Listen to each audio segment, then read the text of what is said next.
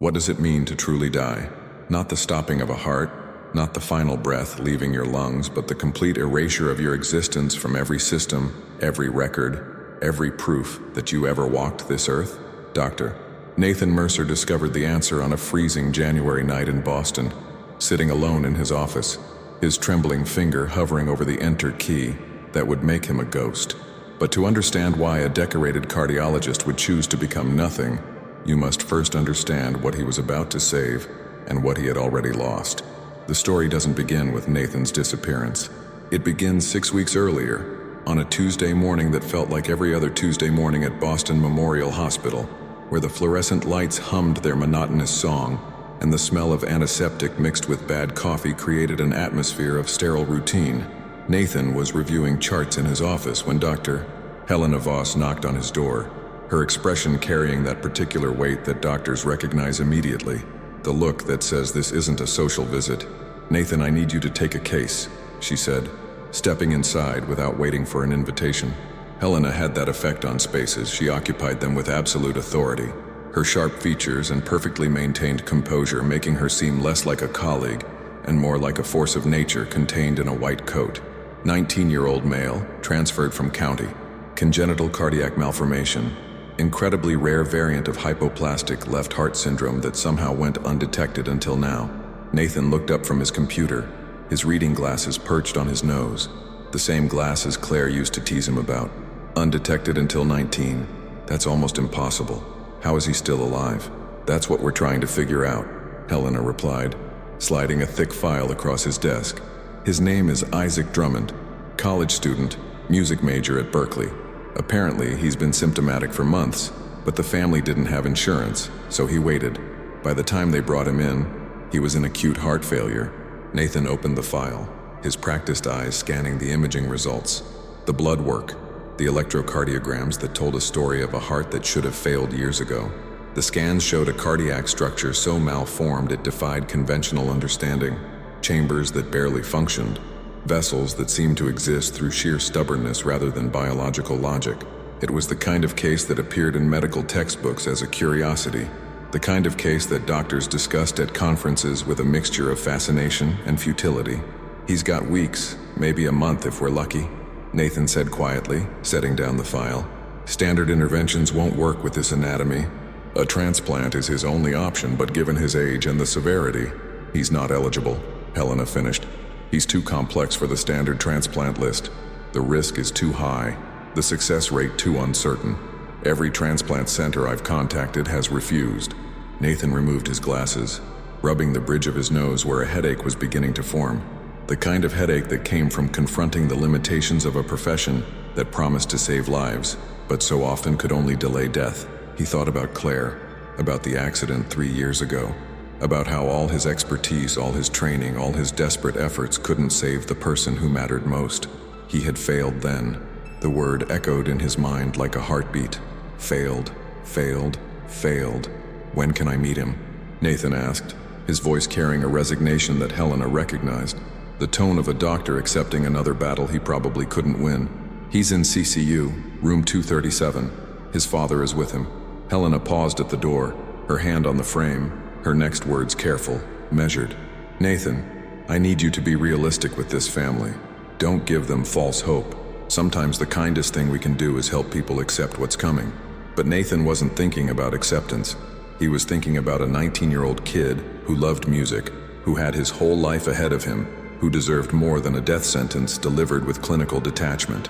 He was thinking about second chances, about redemption, about whether the universe ever allowed us to correct our failures by saving someone else. He gathered the file, stood from his desk, and headed toward room 237, completely unaware that he was walking toward a decision that would destroy everything he was and transform him into something he never imagined he could become. Room 237 smelled like fear disguised as disinfectant. Nathan had been in thousands of hospital rooms, but he never got used to that particular atmosphere. The way hope and despair coexisted in the beeping of monitors and the steady drip of IV fluids. Isaac Drummond was sitting up in bed when Nathan entered, and that surprised him. Most patients in acute heart failure could barely move, but this kid was alert, his laptop balanced on his knees, earbuds dangling around his neck. He had dark curly hair that fell across his forehead, bright hazel eyes that held more life than his medical chart suggested was possible, and a smile that appeared the moment he saw Nathan's white coat. "You must be the heart guy," Isaac said, his voice slightly breathless but warm, genuinely warm in a way that caught Nathan off guard. "Dad went to grab coffee. He's been here for like 36 hours straight. I keep telling him to go home, but he's stubborn." Nathan approached the bed, extending his hand. "Dr. Nathan Mercer, and yes, I'm the heart guy."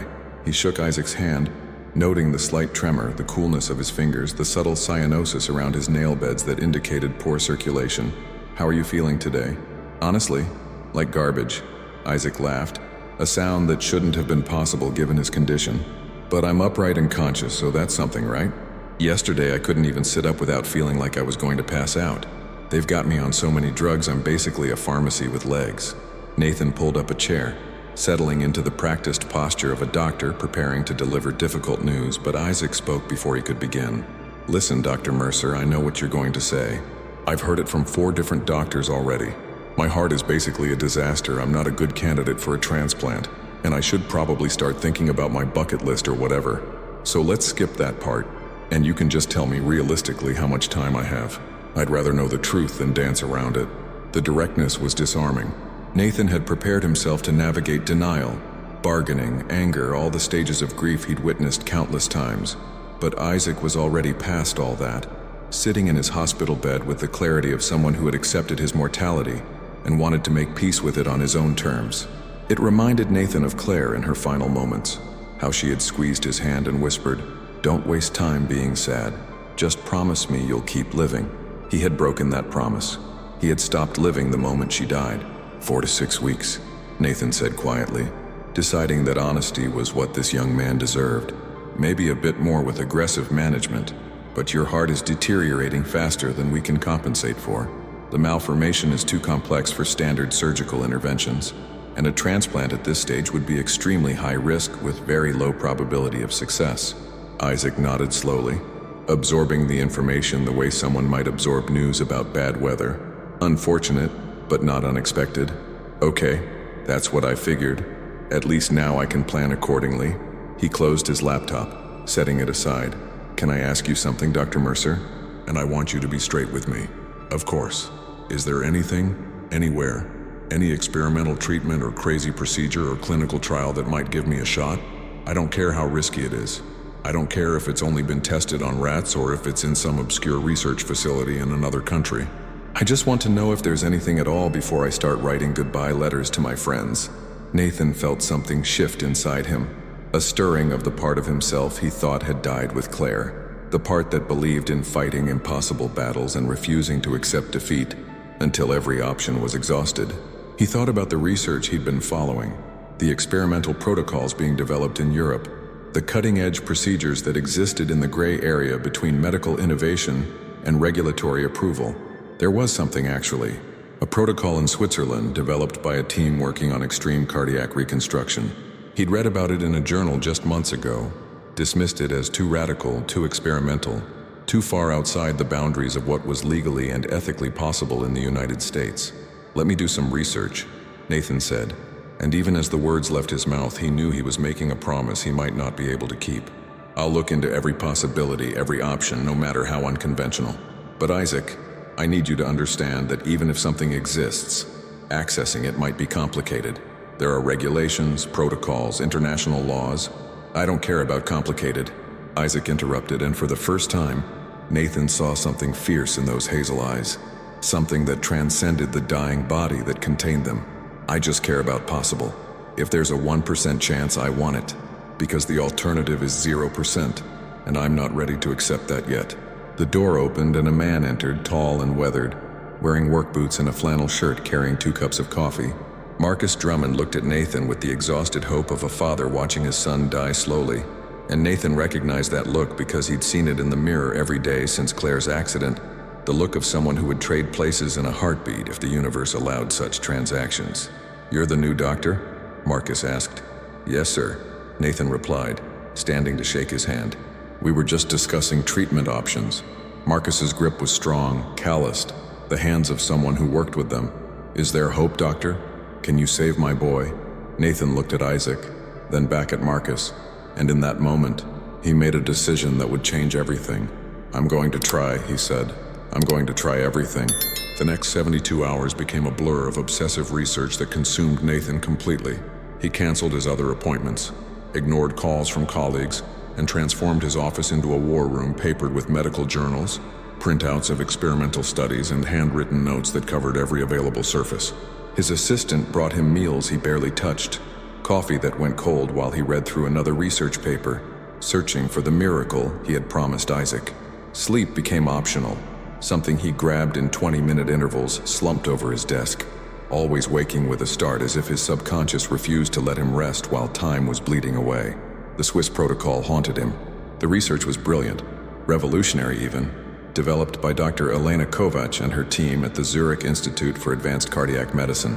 They had successfully performed 15 extreme cardiac reconstructions on patients deemed terminal by every conventional standard, with a 73% survival rate. 73%. Those weren't miracle numbers, but they were infinitely better than zero. The procedure involved a radical reimagining of cardiac architecture, using bioengineered tissue scaffolding combined with stem cell therapy to essentially rebuild a functioning heart from the wreckage of a failed one.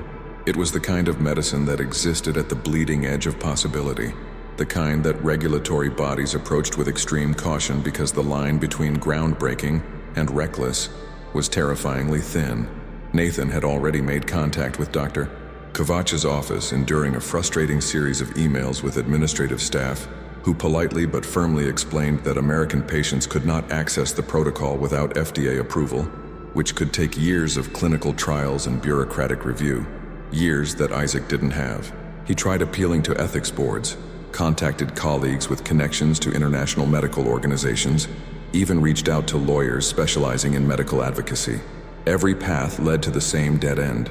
The regulations existed for good reasons, he understood that intellectually, but understanding didn't make them any less maddening when a 19-year-old kid was counting down his final weeks. It was during one of these sleepless nights, at 3 a.m. with rain hammering against his office window, that Nathan discovered the loophole. He was reading through international medical jurisdiction protocols, the kind of dense legal documentation that would put most people to sleep, when a single paragraph caught his attention. Patients classified as medical orphans, meaning those without an active attending physician due to death, incapacitation, or license revocation of their primary doctor, could qualify for expedited international experimental protocols under special humanitarian provisions. The logic was sound. If a patient's doctor was suddenly unavailable and their condition was immediately terminal, bureaucratic delays shouldn't prevent them from accessing potentially life-saving treatments elsewhere. Nathan read the paragraph 3 times, his heart rate accelerating with each pass. Medical orphan, without an active attending physician, due to death. The words seemed to glow on the screen, rearranging themselves into an impossible idea that his rational mind immediately rejected, but his desperate heart embraced. What if he simply ceased to exist? Not literally die, but legally, officially, become absent from every system and record. If Dr. Nathan Mercer was no longer Isaac's attending physician because Dr. Nathan Mercer no longer existed, then Isaac would qualify. The protocol would open up. The treatment would become accessible. He stood abruptly, the chair scraping against the floor, and walked to the window, pressing his forehead against the cold glass. Outside, Boston slept, oblivious to the moral calculus he was performing in this small office. Could he actually do this? Falsify documents, create a false death certificate, disappear from the medical community he'd spent 20 years building his reputation in? It would mean the end of everything. His career, his identity, his entire future. He would become nothing so that Isaac could become something again. Nathan thought about Claire, about the photograph he kept in his wallet, the one where she was laughing at something he'd said, her eyes bright with life that would be stolen from her just months after that picture was taken. What would she think of this plan? Would she call him insane or heroic? He suspected she'd say both, and she'd probably be right. But he also knew with absolute certainty that Claire would understand why he had to try, because she had always believed that some things mattered more than self-preservation, that love expressed through sacrifice was the purest kind. His phone buzzed. A text from Helena. Isaac's condition deteriorating. We're moving him to ICU. Time is running out, Nathan. He stared at the message, then back at the legal document on his screen, then at the photograph of Claire in his wallet. The universe was demanding an answer, and Nathan realized he'd already made his choice the moment he walked into room 237 and saw a 19-year-old kid who refused to stop fighting. The mechanics of disappearing turned out to be easier than Nathan expected, which disturbed him more than the difficulty would have. He spent 2 days learning how to forge death certificates, studying the digital signatures and verification codes, accessing databases he had legitimate credentials for but was using in entirely illegitimate ways. Every keystroke felt like a betrayal of everything he'd sworn to uphold, yet every keystroke also felt like the only honest thing he'd done in years. The irony wasn't lost on him that saving a life required him to commit fraud on a scale that would destroy him if discovered. Helena appeared in his office doorway on the third day, her expression unreadable. For a terrifying moment, Nathan thought she'd discovered what he was planning, that she was there to stop him or report him, or talk sense into him. Instead, she closed the door behind her and placed a folder on his desk without saying a word. Inside were blank death certificate forms, official hospital letterhead, and a USB drive containing administrative access codes. "I don't know what you're planning," Helena said quietly, her voice stripped of its usual authority. "And I don't want to know. But I've watched you these past few days, Nathan. I've seen that look before, in doctors who are about to do something incredibly stupid or incredibly brave, and I can never tell the difference until after it's done." She moved toward the door, paused with her hand on the handle. "Whatever you do, make sure it's worth it. Make sure that kid lives. Because if you're throwing away your career, your life, everything you've built, and he dies anyway, you'll never forgive yourself." "Helena," Nathan started, but she held up her hand. "Don't tell me. Don't implicate me. Just do what you're going to do." She opened the door, then looked back one final time. For what it's worth, Claire would have done the same thing. She never could accept the world's limitations either. After she left, Nathan sat alone with the materials she'd provided, understanding that Helena had just made herself complicit in whatever came next. She was giving him the tools to commit professional suicide, and somehow that gesture of faith, that quiet acknowledgement that some rules deserve to be broken, gave him the final push he needed. That night, Nathan visited Isaac in the ICU. The young man was unconscious, intubated, his body kept alive by machines that beeped and hissed with mechanical indifference. Marcus sat beside the bed, holding his son's hand, lips moving in silent prayer. Nathan stood in the doorway, watching this tableau of faith and desperation, and felt the weight of what he was about to do settle into his bones like concrete. "Dr. Mercer?" Marcus noticed him, his voice hoarse from exhaustion and tears. "Is there any news? Anything at all?" Nathan entered the room, pulled up a chair beside Marcus, and for several long moments just sat there, listening to the rhythm of the ventilator, the steady beep of the heart monitor tracking Isaac's failing organ. Then he spoke, his voice low and certain. "Mr. Drummond, I need you to trust me. In the next few days, things are going to happen that won't make sense. You're going to hear things about me, about my conduct, about my status as a physician. You're going to be contacted by people who will tell you I'm no longer Isaac's doctor." He turned to face Marcus directly. "When that happens, I need you to not ask questions. I need you to have faith that everything happening is happening for a reason, and that reason is saving your son." Marcus stared at him, confusion and hope warring in his weathered features. "I don't understand. What are you going to do?" Nathan stood, placed a hand on Marcus's shoulder. "Something that matters more than understanding." He looked at Isaac one final time, memorizing the young man's face, then walked out of the ICU knowing he would never enter a hospital as Dr. Nathan Mercer again. The transformation from physician to ghost would begin tomorrow, and there would be no turning back. The death of Dr. Nathan Mercer was officially recorded at 2:47 a.m. on a Friday morning, cause listed as acute myocardial infarction, discovered alone in his home by a colleague conducting a welfare check. The paperwork was flawless, the signatures authentic enough to pass initial scrutiny, the digital trail carefully constructed to suggest a man who had worked himself to death in pursuit of saving a patient he couldn't save. Within hours, the hospital administration was notified, condolences were expressed, and the machinery of bureaucratic transition began grinding forward. Isaac Drummond's case was immediately flagged as requiring reassignment, his status updated to medical orphan pending transfer to another attending physician.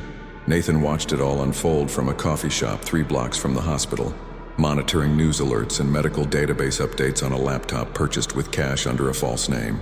He had spent the previous night in his home saying goodbye to everything he was, packing a single bag with essentials, standing in Claire's preserved bedroom, and finally, after 3 years, allowing himself to dismantle it. He donated her clothes, packed away her photographs except for one, and wrote her a letter he would never send, explaining why he had to do this, why becoming nothing was the only way to be something that mattered. Then he walked out of that house knowing he would never return, leaving behind Dr. Nathan Mercer like a snake shedding skin. The real test came when Dr. Kovach's office in Zurich received the updated case file for Isaac Drummond, now classified as a medical orphan with terminal cardiac failure and no active U.S. physician. Nathan had already made contact under a pseudonym, posing as a medical advocate working on behalf of the family, pushing the paperwork through with an urgency that bordered on harassment. The response came within 18 hours. Isaac Drummond had been accepted into the experimental protocol. Transport would be arranged within the week. The survival odds were uncertain, but he had a chance, a real tangible chance that hadn't existed when Nathan's name was still attached to the case. Nathan closed his laptop and allowed himself to breathe for what felt like the first time in days. It was working. The sacrifice was real, the consequences irreversible, but it was working. He thought about contacting Marcus, about revealing what he'd done, but decided against it. The less Marcus knew, the less complicit he became. Some gifts were meant to be anonymous. Some miracles worked better in darkness. That night, alone in a cheap motel room registered under the name James Carter, Nathan recorded a video on his phone. He explained everything: the loophole, the forgery, the reason behind his disappearance. He addressed it to no one and everyone, a confession and a manifesto, evidence of his crime and his purpose. Then he encrypted it, stored it on a secure server with instructions to release it only if Isaac died, because if the sacrifice failed, the world deserved to know why. But if Isaac lived, Nathan wanted his story to remain buried, wanted his absence to be the only legacy that mattered. He lay back on the thin motel mattress, staring at a water-stained ceiling, and wondered if this was what redemption felt like, this strange combination of peace and terror, of certainty and complete uncertainty about whether he'd made the right choice. Somewhere in Zurich, preparations were being made to save a 19-year-old musician. Somewhere in Boston, the world was mourning a doctor who never really died. And somewhere in between, Nathan Mercer was learning what it meant to exist as an absence, to become the empty space that allowed someone else to live. 3 weeks of silence felt like 3 lifetimes. Nathan existed in a liminal space between hope and despair, working under the table at a construction site during the day, monitoring news from Zurich at night, waiting for word that would either validate everything he'd sacrificed or confirm that he'd destroyed himself for nothing. He had no right to contact anyone, no way to ask for updates without exposing the fraud. He could only wait, and the waiting was its own kind of death. Then on a Tuesday morning, his phone buzzed with a news alert. Medical miracle in Zurich. Experimental cardiac procedure saves American teen. Nathan's hands shook so violently, he nearly dropped the phone. The article showed a photograph of Isaac, pale but alive, sitting up in a hospital bed, his father beside him with tears streaming down his weathered face. The procedure had been successful. Against astronomical odds, Dr. Kovach's team had rebuilt Isaac's heart, and it was beating, functioning, keeping him alive. The article mentioned that a second patient, a 12-year-old girl from Oregon with the same condition, had also been saved using the protocol, and that international medical authorities were now fast-tracking review of the procedure for broader implementation. Nathan sat on the edge of his motel bed and wept, deep, wrenching sobs that came from a place he'd kept locked since Claire died. He cried for Isaac, for the life he'd been given back. He cried for the girl in Oregon whose name he'd never know but whose existence justified everything. He cried for Claire, hoping somehow she could see that he'd finally kept his promise to keep living, even if it meant dying first. And he cried for himself, for the man he used to be, for the future he'd traded away, for the strange aching beauty of sacrifice that felt both like loss and like the most profound purpose he'd ever known. 6 months later, James Carter sat in the back row of a small concert hall in Boston, anonymous among the crowd, watching a young man with dark curly hair take the stage with a cello. Isaac had regained his strength, returned to his studies, and was performing his senior recital. Before he began playing, he spoke into the microphone, his voice steady and full of life. "This piece is dedicated to someone I'll never get to thank properly, to a doctor who saw me not as a terminal case but as a person worth saving. to someone who chose to not exist so that I could. Wherever you are, thank you. The music that followed was heartbreakingly beautiful, and Nathan sat perfectly still, tears running down his face, knowing that this moment, this invisible presence at the celebration of a life he'd saved, was worth every name he'd lost, every identity he'd erased, every future he'd surrendered. He had become absence itself, and somehow in that absence he had never been more present, more real, more alive. When the performance ended and the crowd applauded, Nathan slipped out the back door into the Boston night, disappearing once again into the anonymous flow of the city, carrying with him the secret that some mysteries aren't meant to be solved, only understood, and that the greatest act of love is not to be remembered, but to ensure that someone else's story continues. Dr. Nathan Mercer was dead, but James Carter, the man who chose to become nothing so that others could become everything, had never felt more certain that his life, however invisible, however erased, had finally, truly mattered.